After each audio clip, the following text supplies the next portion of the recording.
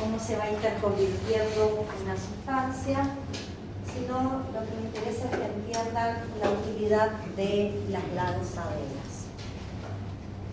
Nosotros hoy vamos a repasar la unidad 4 y ¿qué vamos a ver en ese repaso? Que a partir de procesos catabólicos nosotros habíamos formado cofactores reducidos que enviábamos a la cadena de transporte de electrones. En realidad en la unidad 4 hicimos metabolismo mitocondrial, o sea que los procesos catabólicos que estudiamos eran exclusivamente intramitocondriales. Ahora bien, cuando entremos a segunda era, nos vamos a enterar que hay procesos catabólicos que ocurren en el citoplasma y que en el citoplasma me generan cofactores reducidos, como por ejemplo lo hace la glucólisis. Ahora bien, para que esta glucólisis tenga ganancia de energía, yo necesito que este cofactor reducido que tiene energía potencial llegue a la cadena de transporte de electrones. Pero ¿saben cuál es el problema? Que les vengo diciendo desde hace varias clases que la membrana mitocondrial interna es impermeable. Por lo tanto, este NAT reducido no va a poder entrar a la matriz y no va a poder ser captado por el complejo 1 si lo quisiera hacer de manera individual. ¿Para qué me sirve una lanzadera? Para que los electrones y protones de este NAT reducido que se formó en citoplasma puedan llegar a la matriz mitocondrial y ser entregados a la cadena de transporte de electrones. ¿Y por qué necesito una lanzadera? ¿Qué dije yo que pasaba?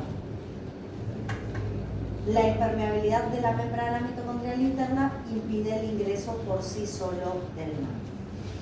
En esta lanzadera voy a usar sustancias como por ejemplo un oxalacetato citoplasmático que va a tomar los electrones y protones del NAT y se va a reducir formando malato. ¿Sí? Voy a hacer que el oxalacetato se cargue de esos electrones y protones y se reduzca a malato. ¿Por qué se reduzca a malato? Porque el malato con esos electrones adentro sí puede atravesar la membrana mitocondrial. Y fíjense, una vez que el malato llega a la matriz mitocondrial, ¿de qué proceso participa? Con los electrones que tiene adentro. De parte del ciclo de Krebs. Vuelve a transformarse en oxalacetato, pero ahora adentro de la mitocondria, y lo que hace es depositar los electrones y protones que me trajo desde el citoplasma, los deposita ahora en un NAT reducido intramitocondrial. NAT reducido que ahora sí le puedo entregar a la cadena de transporte de electrones esos electrones y protones. ¿Qué hizo esta lanzadera de malato y aspartato? A ver si lo podemos simplificar. Permitió que electrones y protones de un NAT reducido en citoplasma aparezcan en un NAT reducido intramitocondrial, usando esta interconversión entre el oxalacetato, malato, y el oxalacetato para poder volver a salir tiene que pasar por el aspartato. Como dije, no me interesan los procesos bioquímicos, me interesa la función de la lanzadera.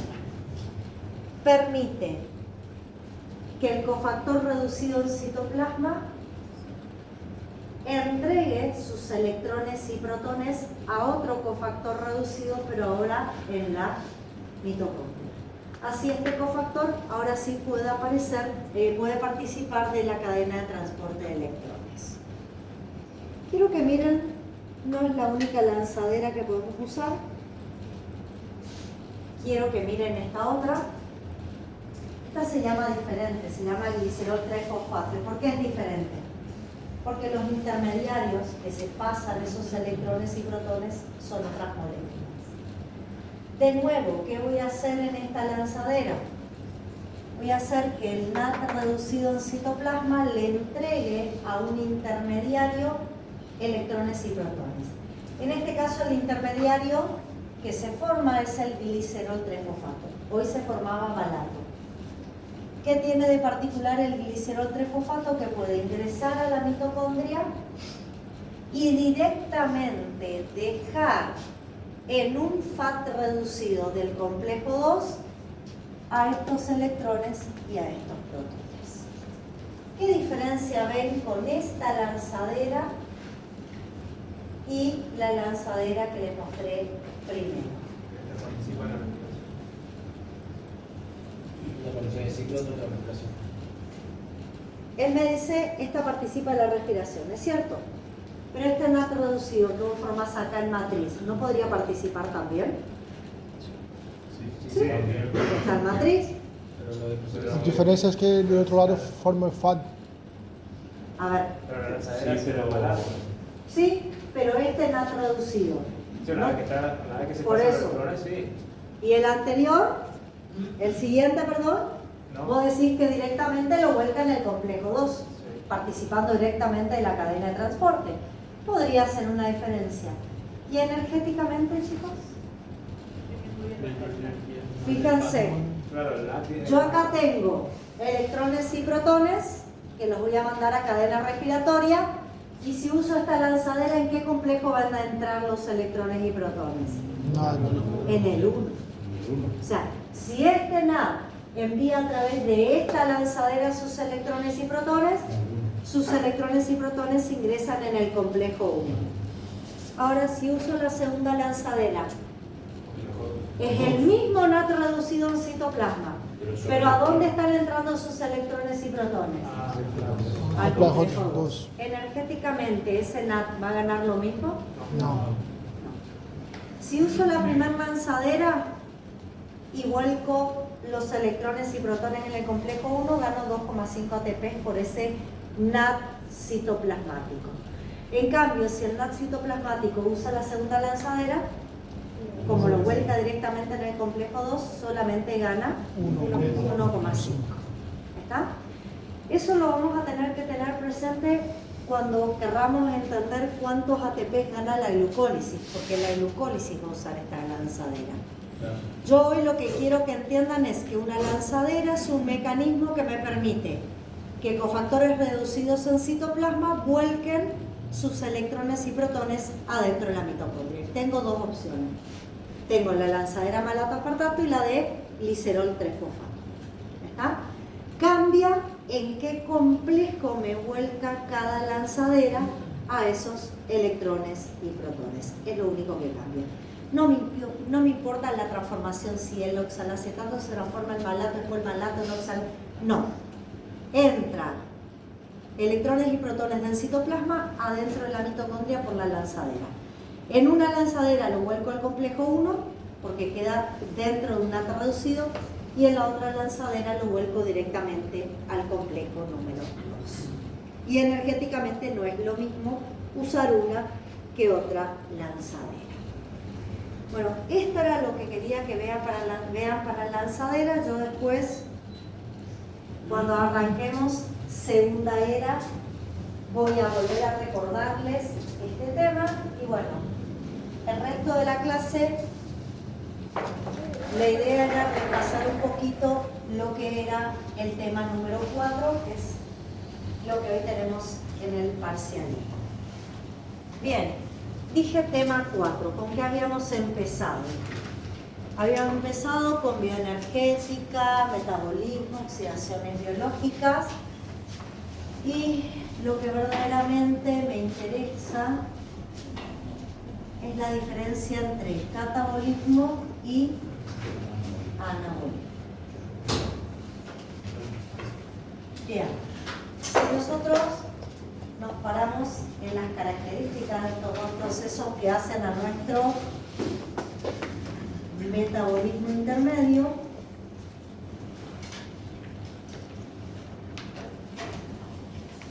habíamos visto que el catabolismo se caracterizaba por ser procesos de degradación, degradativos. Cuando yo digo procesos degradativos, acuérdense que estoy diciendo que empiezo en macromoléculas y las degradados hasta obtener moléculas pequeñas que liberábamos al universo y aumentaban, ¿se acuerdan?, la entropía del universo. Bueno, este catabolismo desde el punto de vista energético tenía un delta G menor a 0. Este delta G menor a 0 me daba algunas características. Me decía que esto era espontáneo,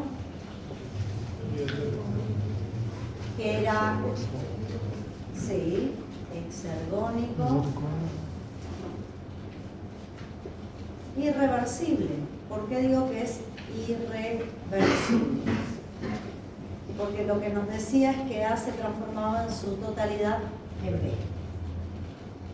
Al ser exergónico nos va a ayudar a la síntesis de ATP.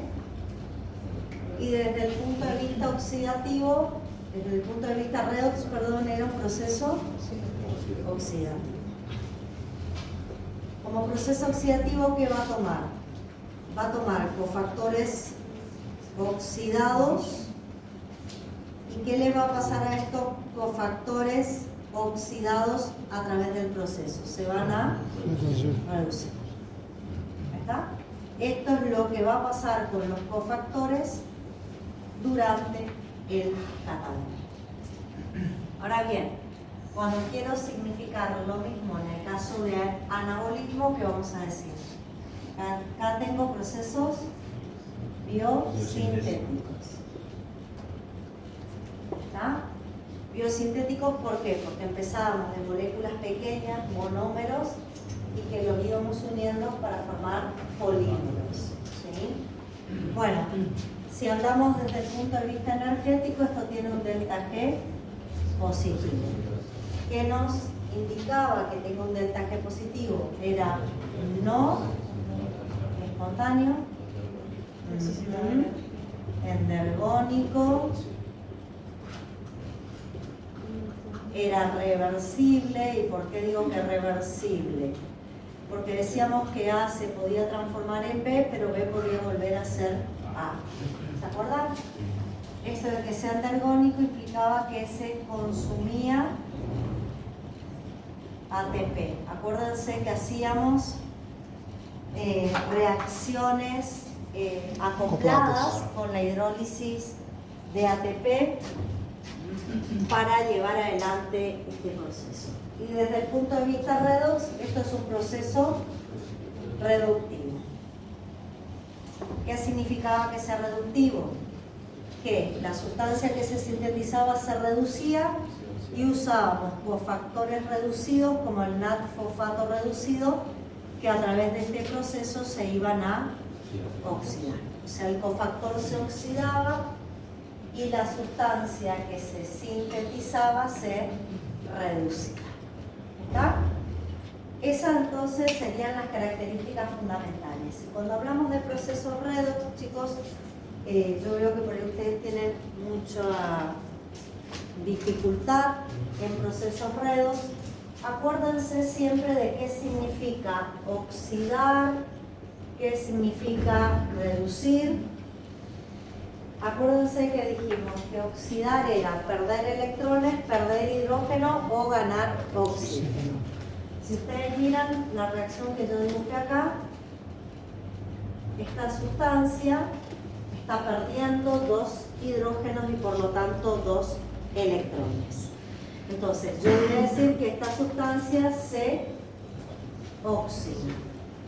Ahora bien, siempre que una sustancia se oxida, indefectiblemente algo se tiene que reducir. ¿Se acuerdan que yo les dije que muchas veces cuando usamos enzimas redox, las sustancias que participaban y ayudaban al proceso redox eran cofactores enzimáticos?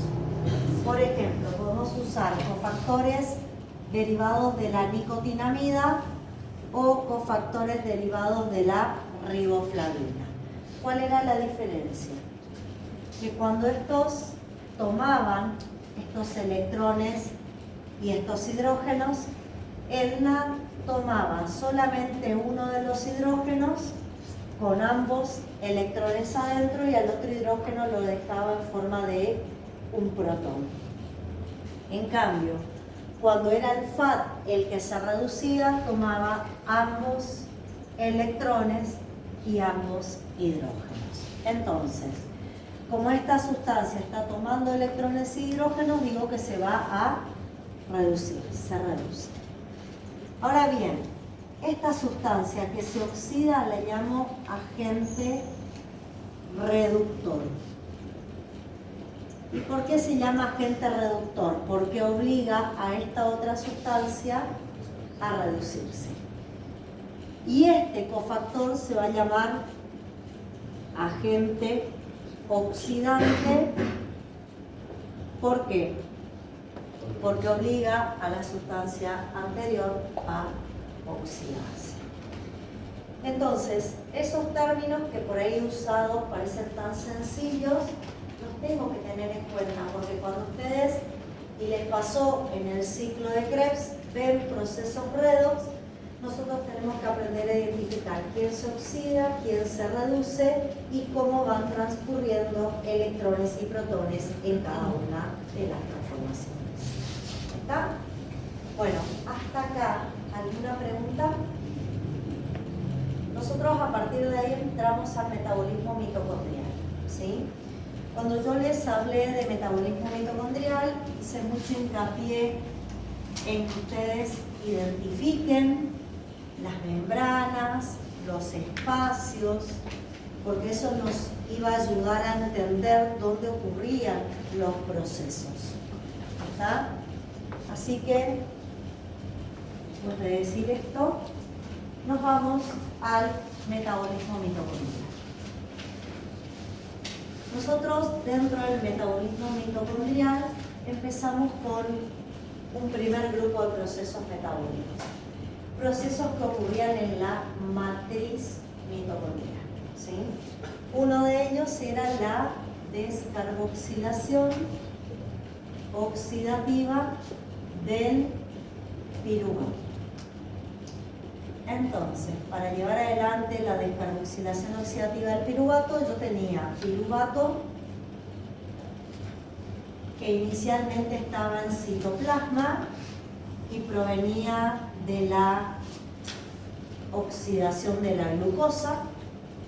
Ya vamos a aprender después que el piruvato no solo viene de la oxidación de la glucosa. Por ejemplo, yo podría obtener piruvato a partir del lactato, ¿sí? Pero bueno, no sería este el caso. En este caso, el piruvato va a provenir de la glucosa y para poder hacer la descarboxilación oxidativa del piruvato, yo necesito que ese piruvato ingrese hasta la matriz mitocondrial. La verdad es que dijimos que en esta oportunidad no había demasiados problemas con el ingreso del piruvato porque teníamos en la membrana transportadores que permitían al piruvato acceder, así que ingresaba el piruvato con total facilidad. Y una vez que estaba el piruvato dentro de la mitocondria, nosotros acá adentro nos encontrábamos con un complejo multienzimático que le llamamos complejo multienzimático piruvato deshidrogenasa,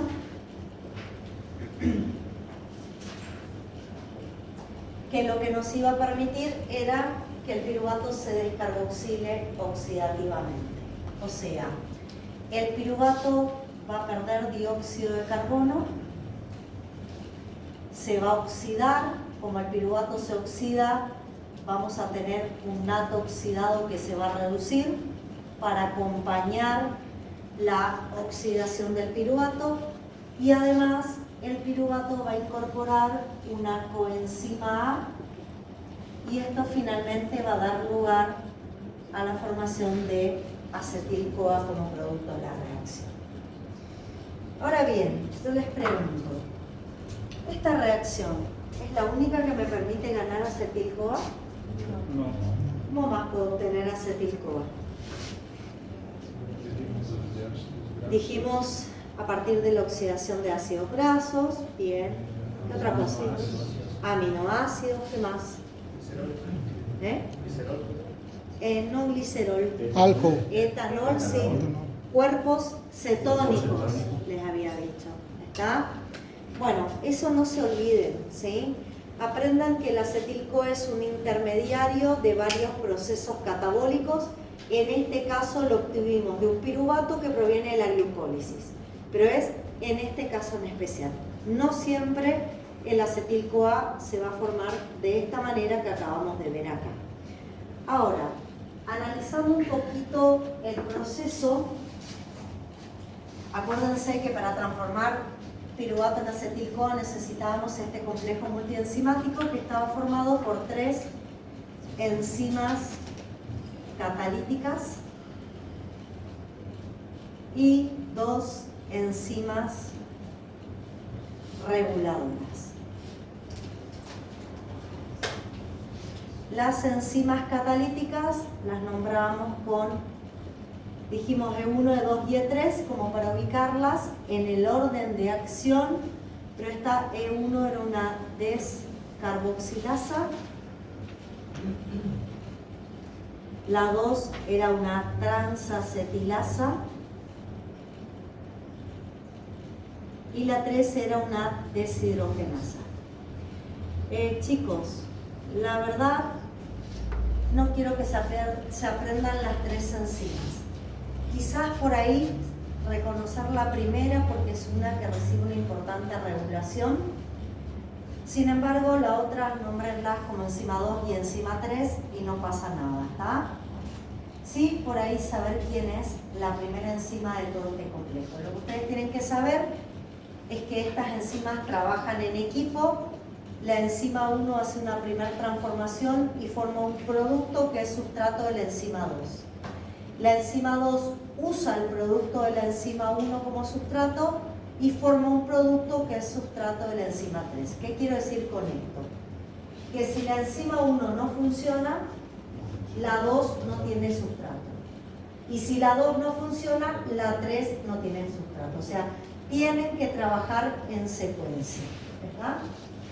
Y dentro de las enzimas reguladoras, esta sí es importante que recuerden, teníamos la piruvato deshidrogenasa quinasa y la piruvato deshidrogenasa fosfatasa.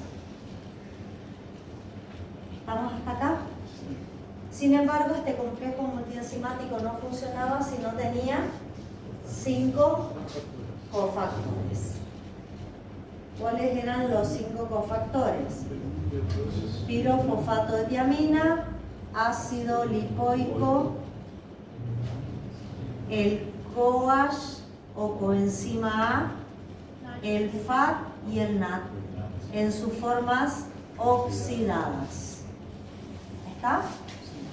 Bueno, esos 5 cofactores se comportaban todos de la misma manera, todos eran o grupos prostéticos o coenzimas. Acuérdense, las coenzimas se van a desprender como productos de la reacción y se van a separar del complejo multienzimático. En cambio, los grupos prostéticos se van a modificar y van a volver al estado inicial sin separarse del complejo multienzimático. ¿Quiénes cumplen una acción y quiénes cumplen la otra? ¿Quién se separa como un producto de acá? ¿Y el CoASH a dónde va a parar? ¿Y ese acetil-CoA se queda unido al complejo multienzimático? Va al ciclo de Krebs, ¿no es cierto? Así que se separa. Entonces, el NAD y el CoASH son coenzimas. Y el pirofosfato de tiamina, el ácido lipoico y el FAT son grupos prostéticos. Nunca se separan de la enzima con las cuales participan o trabajan. ¿Está? Piensen que, ¿a dónde va a ir a parar este NAT reducido? A la cadena respiratoria. ¿Qué complejo? Al hilo. Fíjense a dónde va a ir. Va a interactuar con otra enzima totalmente diferente a la que lo redujo en esta reacción. Esa separación y ir a otra vía metabólica lo caracteriza como una coenzima. Bueno, dicho esto, vamos a ver lo otro que habíamos revisado en esta situación, que era la regulación. Vamos a ver cómo se regula todo. Bueno, a ver, tenemos tres mecanismos que repasar en la regulación. Uno es un mecanismo que regula todo el complejo. Todo el complejo formado por las tres enzimas catalíticas, todo el complejo sufre una regulación alostérica, donde únicamente hay moduladores negativos, que son los productos de la reacción. ¿Cuáles consideran ustedes que son los productos de esta transformación, chicos? NAT reducido, ¿qué más se forma? Acetil-CoA. ¿Puedo nombrar el dióxido de carbono? No. ¿Saben por qué? Porque se pierde inmediatamente por la respiración, así que es imposible que lo pueda siquiera contener para algo. Entonces, ¿quiénes van a actuar como moduladores negativos? El acetil-CoA y el NAT reducido. En este contexto no tengo moduladores positivos. Cuando los productos se acumulan, el complejo deja de funcionar. ¿Sí? Bueno, tengo una segunda regulación. Esta es la primera. La segunda regulación la tengo directamente sobre una de las enzimas, que es la primera, que va a sufrir una regulación por mecanismos que involucran a la piruvato deshidrogenasa quinasa, que puede fosforilar mi enzima, y a la piruvato deshidrogenasa fosfatasa, que va a volver a desfosforilar la enzima. Ahora bien, ¿se acuerdan ustedes cuál era la forma activa de esta enzima? Desfosforilado. Así está activa. Acá está inactiva. Ahora bien, cuando yo les expliqué esto, les dije que la quinasa y la fosfatasa no pueden estar activas al mismo tiempo. No pueden estar funcionando una y otra vez, una tras otra. Por lo tanto, nosotros a esta quinasa y a esta fosfatasa la vamos a regular. ¿Qué regulación sufrían la quinasa y la fosfatasa? Tenían una regulación alostérica. ¿Sí? E1, ven acá, E1 se regula covalentemente. Y la quinasa y la fosfatasa tienen una regulación alostérica. ¿Está? Bueno, como regulación alostérica vamos a usar moduladores y yo los voy a ubicar de esta manera.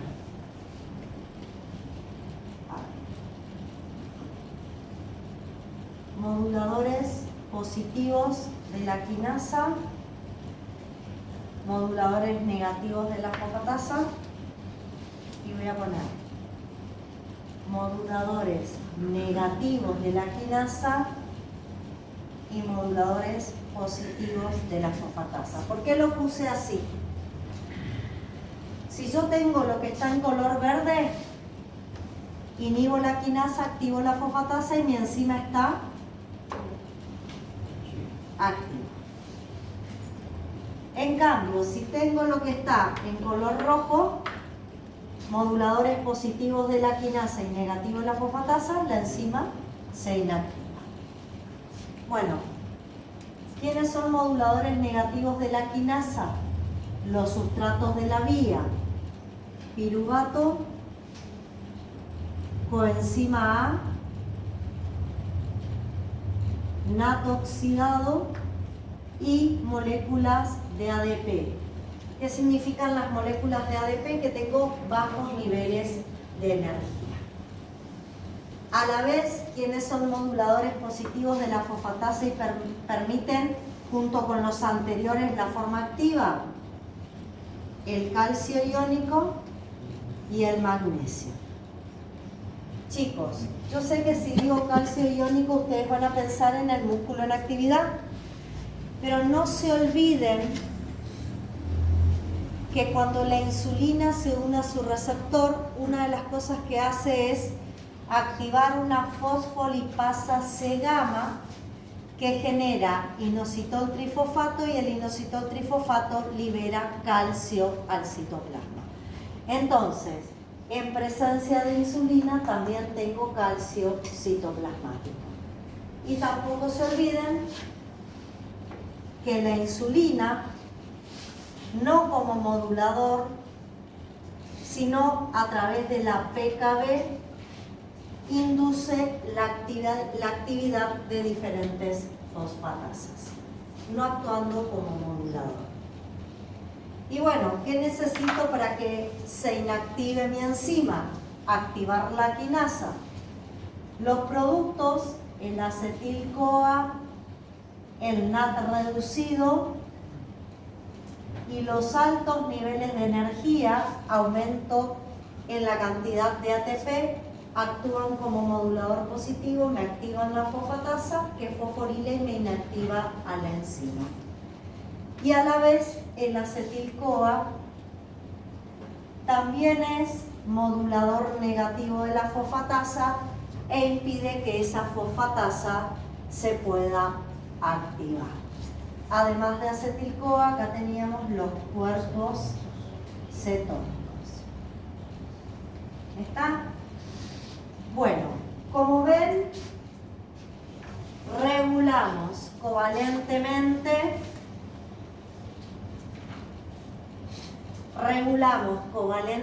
la enzima 1 y alostéricamente a sus enzimas reguladoras.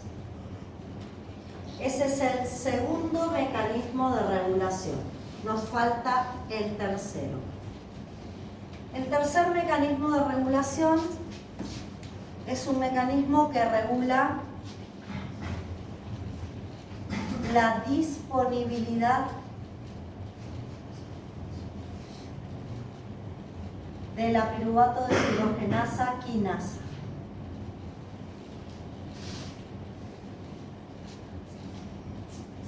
¿Qué quiero decir con que reguló la disponibilidad? Quiero decir que reguló la presencia de esa enzima en matriz mitocondrial. Yo puedo hacer que esa enzima exista en la matriz mitocondrial o puedo hacer que no. ¿Cómo hago eso? Favoreciendo no su síntesis. ¿Qué tengo que hacer? Lo que hago es una regulación génica, chicos. Una regulación de la transcripción de genes. Y en ese caso puedo usar inductores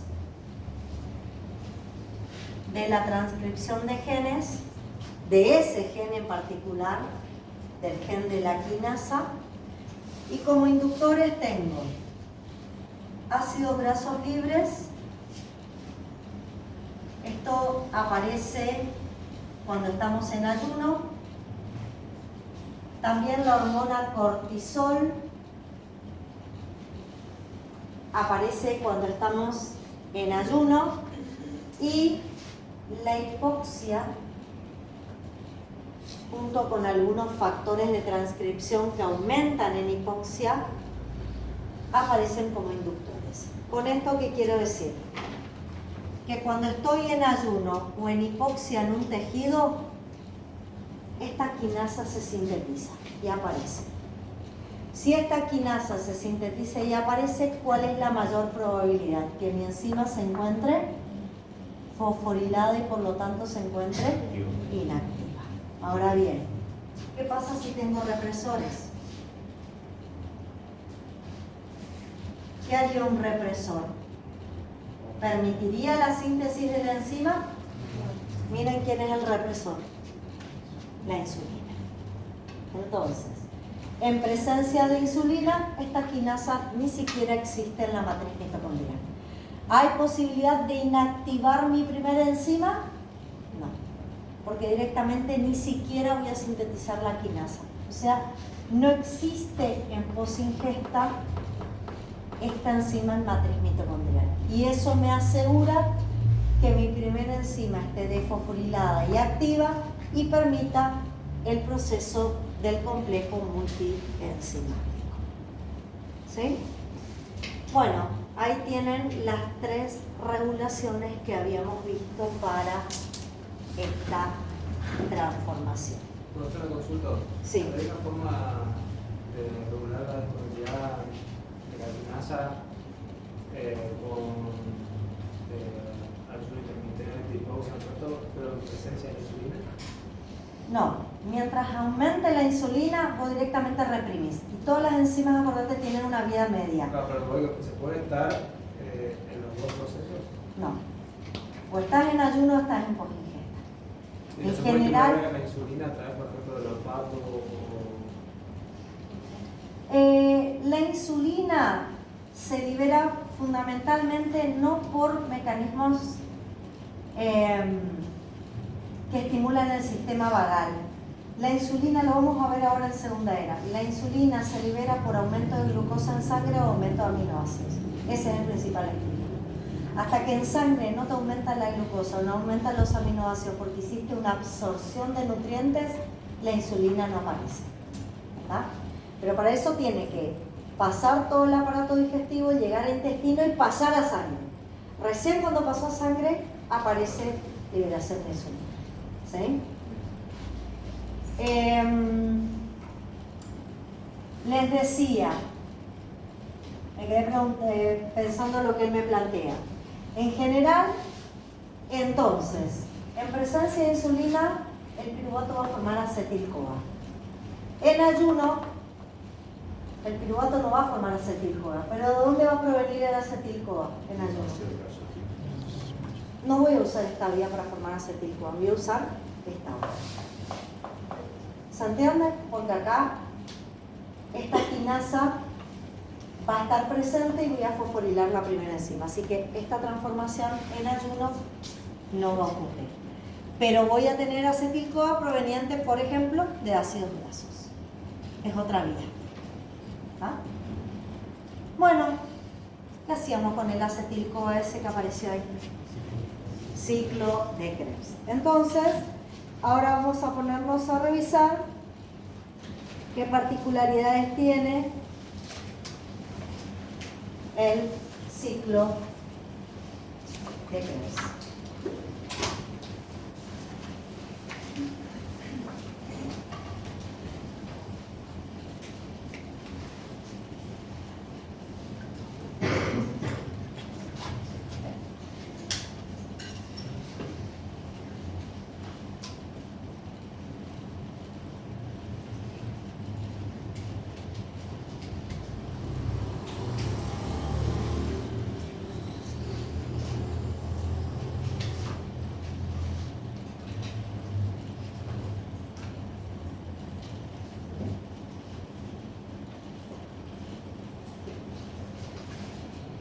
Bueno, ¿qué necesito para empezar a hacer un ciclo de Krebs?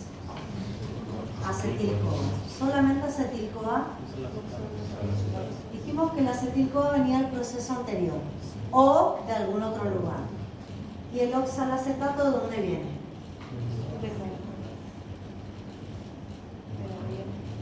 Del propio ciclo de Krebs, de una vuelta anterior del ciclo de Krebs.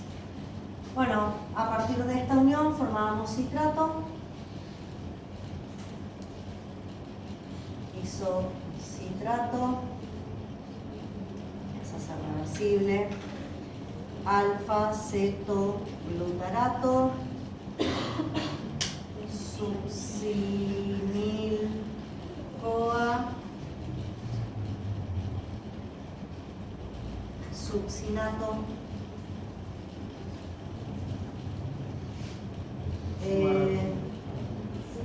fumarato, malato y oxalacetato.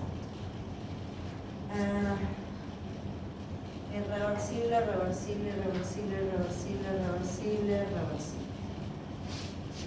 Bueno, no tienen que saber de memoria, simplemente que voy a necesitar. Pero ojo, yo necesito el acetil-CoA y el oxalacetato, pero el proceso es oxidativo.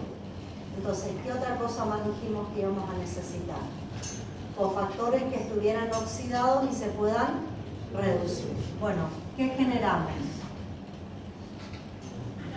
A partir de un NAT oxidado vamos a formar un NAT reducido. Acá, otra vez, a partir de un NAT oxidado formamos un NAT reducido. Acá, a partir de un FAT oxidado, formamos un FAT reducido.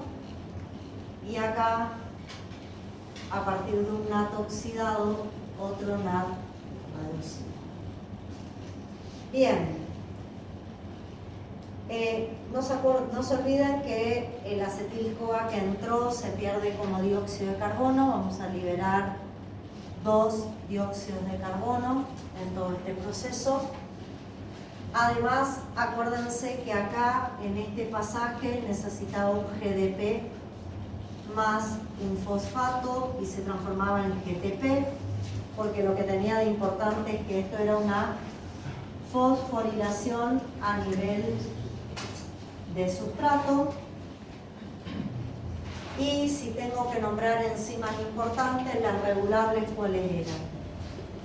Citrato sintetasa, isocitrato deshidrogenasa y alfa-cetoglutarato deshidrogenasa.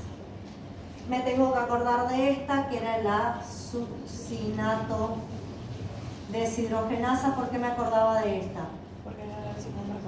Porque es la que participaba también en la cadena de transporte de electrones y estaba unida a la membrana mitocondrial interna. Estaba en el complejo 2 de la cadena de transporte de electrones.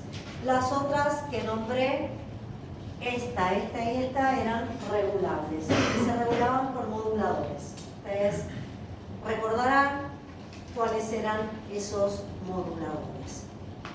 Bueno, dijimos que este ciclo era anfibólico. ¿Por qué? Porque fundamentalmente, ¿cómo era? Catabólico. Catabólico. ¿Y cómo se dan cuenta que es catabólico? ¿Qué se forman? Cofactores reducidos. Y eso es una característica de los procesos catabólicos. ¿Estamos de acuerdo? Bien. ¿Y cómo vemos el proceso anabólico en este ciclo? A través de algo que llamamos reacciones catapleróticas o puntos de fuga, ¿se acuerdan? O reacciones catapleróticas, no se olviden ese término. Bueno, ¿qué puntos de fuga tengo en este ciclo? ¿Quiénes se pueden escapar? Se podía escapar el citrato, que podía ir para la síntesis de ácidos grasos y colesterol.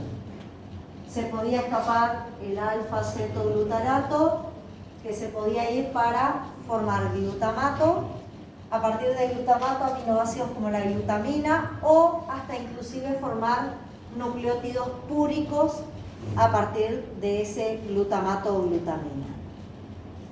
El otro que se fugaba era el succinil-CoA para la síntesis de hemo o porfirina, y el último era el oxalacetato, que se fugaba para formar glucosa, aspartato, también me permitía formar nucleótidos pirimídicos. ¿Qué pasa si se me fuga algún intermediario? ¿Puedo completar el ciclo? ¿Cómo puedo resolver esa situación? ¿Qué son las reacciones anapleróticas? Reacciones químicas que me devolvían intermediarios a este ciclo. ¿Qué intermediarios puedo reponer a partir de una reacción anaplerótica? Porque no puedo reponer todo. ¿Qué podía reponer? De vuelta, podía reponer alfa-cetoglutarato partiendo de glutamato. podía reponer succinil-CoA partiendo de propionil-CoA. Podía reponer malato partiendo de piruvato. Podía reponer oxalacetato partiendo de piruvato, fosfenolpiruvato, del el mismo aspartato, puedo reponer oxalacetato. O sea, si en algún momento se me forma un punto de fuga, yo puedo volver a realizar el ciclo de Krebs reponiendo ciertos intermediarios que pudieron haber abandonado el ciclo. Y en ese contexto lo entendíamos como una vía anfibúrgica. Ahora, sí. ¿Por qué citrato no puede ser reponer? No, el citrato no lo podemos reponer. Vos para reponer citrato tenés que unir oxalacetato con acetil-CoA. No te queda otra. No puede reversible. Exacto. Bueno, ganancia de energía. ¿Cómo yo hacía el cálculo de ganancia de energía? Decíamos que por el ciclo se nos formaban 3 NAT reducidos, un FAT reducido y un GTP, y con esto yo iba a ganar cierta cantidad de energía. Ahora bien, para que esto me aporte energía, ¿a dónde debería ir todo esto? Exactamente, debería venir a mi membrana mitocondrial interna, que me separa la matriz del espacio intermembrana. Y por ejemplo, este NAT reducido, ¿a dónde vendría acá a mi cadena de transporte de electrones? ¿A qué complejo? Complejo 1. Entonces, este NAT reducido tendría que venir acá, se volvería a oxidar y acá adentro me dejaría un total de 2 electrones. Bueno, vimos los integrantes de cada complejo, pero ¿qué función tenía el complejo 1? Transportar los electrones y pasarle al siguiente integrante, que es la coenzima Q. Y la otra función de este complejo 1, ¿cuál era? Enviar protones desde la matriz hacia el espacio intermembrana. Bueno, pero ustedes saben que la coenzima Q no solo recibía electrones del complejo 1, ¿de dónde más podía recibir? Del complejo 2. Acuérdense que en el complejo 2 tengo esta enzima. ¿Y qué hizo esta enzima? Cuando participó de el ciclo de Krebs, agarró un FAT oxidado y lo redujo. Ahora, ¿qué va a hacer la misma enzima? Va a tomar el FAT reducido, lo va a volver a oxidar y ¿qué va a volcar acá adentro? 2 electrones. Entonces, ¿quién ahora le puede estar entregando 2 electrones a la coenzima Q? El complejo 2. ¿Qué hacía la coenzima Q cuando recibía los 2 electrones? Se reducía. Bueno, ¿qué hace con los electrones la coenzima Q? Se va al complejo 3. Vuelca los electrones acá adentro y se vuelve a oxidar. ¿Qué hace el complejo 3 con los electrones? Los transporta al siguiente integrante, que es el citocromo C, que va a tomar los 2 electrones. Pero no solo eso hace el complejo 3, que hace también bombea protones al espacio intermembrana. ¿Qué hace el citocromo C con los electrones? Se lo pasa al complejo. Acá vienen a parar los 2. Y el complejo 4, ¿a quién le entrega los electrones? Pero ¿cuánto le tiene que entregar sí o sí para que no sea un radical libre? 4 electrones.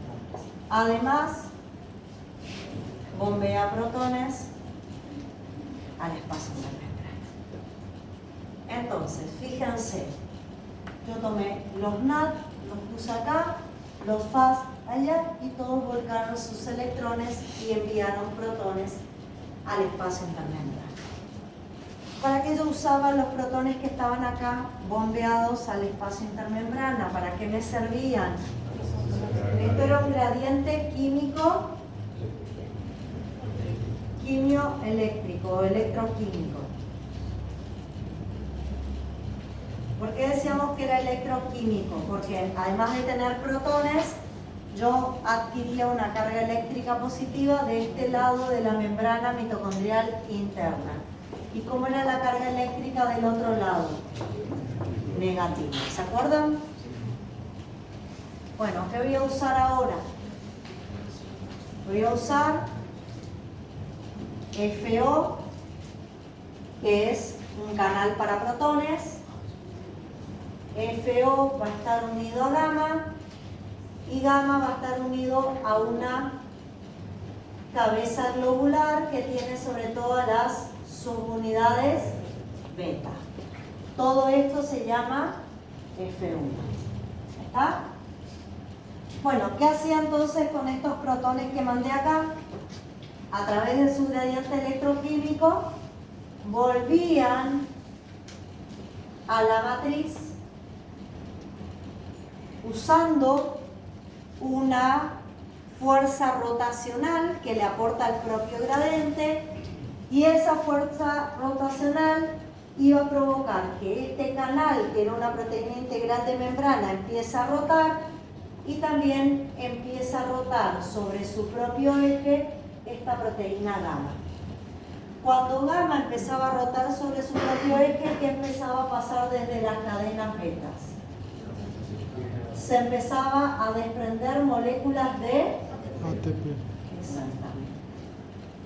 Entonces, cuanto más veces gire gamma, más ATP expulsa la cabeza globular. Para que gire más veces gamma, tengo que tener más gradiente de protones. Entonces, si yo empiezo por el complejo 1, porque lo que traje son NAT reducidos que dejaron sus electrones en el complejo 1, yo, empezando por el complejo 1, bombeo 3 veces protones al espacio intermembrana. En cambio, si el que me trajo electrones fue el FAT e ingresó por el complejo 2 a los electrones, solamente bombeo protones 2 veces al espacio intermembrana. ¿Esto qué quiere decir? Que el gradiente que me genera NAT es mayor que el gradiente que me genera FAT. Por lo tanto, cuando yo vaya a hacer el balance energético, ¿qué es lo que voy a decir? Que por cada NAT que fue a la cadena respiratoria y después hicimos fosforilación oxidativa, yo gano 2,5 ATPs. Como yo tenía 3 NAT reducidos en el ciclo de Krebs, 2,5 lo voy a multiplicar por 3 y me da 7,5 ATPs. Pero para eso tuve que hacer ciclo de Krebs y todo este proceso mitocondrial. ¿Qué pasa con el FAT? ¿Me produce la misma cantidad de ATP que el NAT? ¿Por qué no?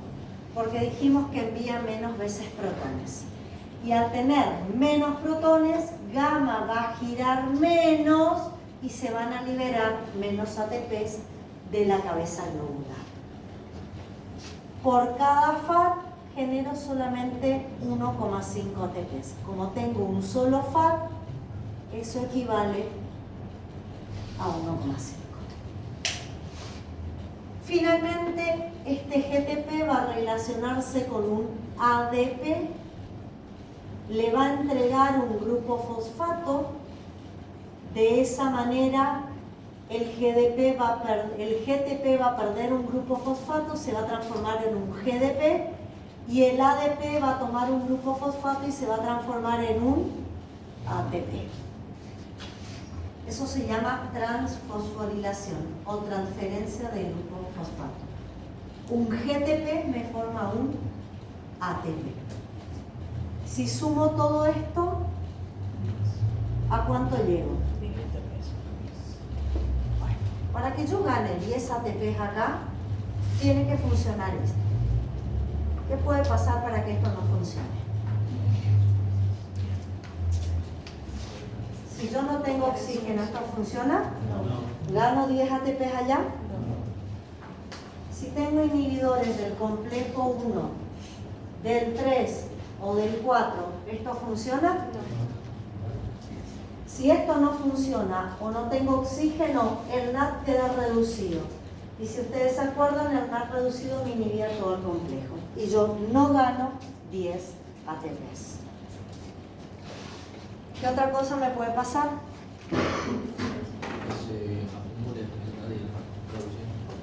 ¿Pero por qué? A ver. Porque se corta la cadena respiratoria. Se inhibe uno de los complejos. Yo dije, inhibo el 1, el 3 o el 4. Cualquiera de ellos se acumula NAT, se acumula FAT y todo se frena. O no tengo oxígeno. Hasta ahí ya llegamos. ¿Hay otra condición que pueda afectar este funcionamiento? ¿Qué pasa si tengo un desacoplante protoforético? Se desconecta la cadena respiratoria de la fosforilación oxidativa. ¿Por qué? Porque pierdo el gradiente químico. Se me diluye el gradiente químico de protones. ¿Y por qué se me diluye? Porque el desacoplante lo que permite es el pasaje de protones por un lugar diferente del canal FO. Consecuencia, ¿sigo ganando la misma cantidad de ATP? No. Gano menos. Pero sigue, la ganancia sigue, pero menos. ¿Cómo respondía la cadena respiratoria ante este proceso? Se acelera. Que se acelere mi cadena implica que va a consumir más cofactores reducidos. Si consume más cofactores reducidos, yo tengo que aumentar los procesos catabólicos. Aumenta el catabolismo en mi cuerpo. Vienen más cofactores reducidos, ella consume más oxígeno, pero de igual manera no puede compensar la pérdida de protones porque los protones se siguen escapando por el desacoplamiento. Acuérdense que estos protones es energía potencial que normalmente la transforma en su totalidad en moléculas de ATP, pero acá como estoy diluyendo esa energía potencial, hay un aumento en la producción de calor. Acuérdense, no pierdo energía, sino que parte de la energía potencial que estaba en el gradiente, ahora la transformo en calor. Que si el desacoplante es una termogenina, que aparece en la grasa parda, es un proceso fisiológico. Pero si el desacoplante es el niveles elevado de T3 y T4 en un hipertiroidismo, genera procesos patológicos. ¿Qué más puede aparecer? Un desacoplante ionoforético. ¿Qué hacía el desacoplante ionoforético? Hacía que algunos cationes, como potasio, que estaban acá en el espacio intermembrana, vengan y se me ubiquen acá. ¿Y qué pasaba cuando el potasio se me ubicaba en la matriz? Yo perdía el gradiente eléctrico. Acuérdense que acá se me llenaba de cargas positivas, entonces el protón ya no tenía tendencia a ser atraído y eso hacía que directamente los protones no crucen, y si no cruza, ¿se desprende ATP? No. Absolutamente nada. Acá, en el desacoplante ionoforético, la valdomicina y la gravicina, no hay síntesis de ATP. ¿Y qué más me podía pasar? Que acá esto se me bloquee con la oligo.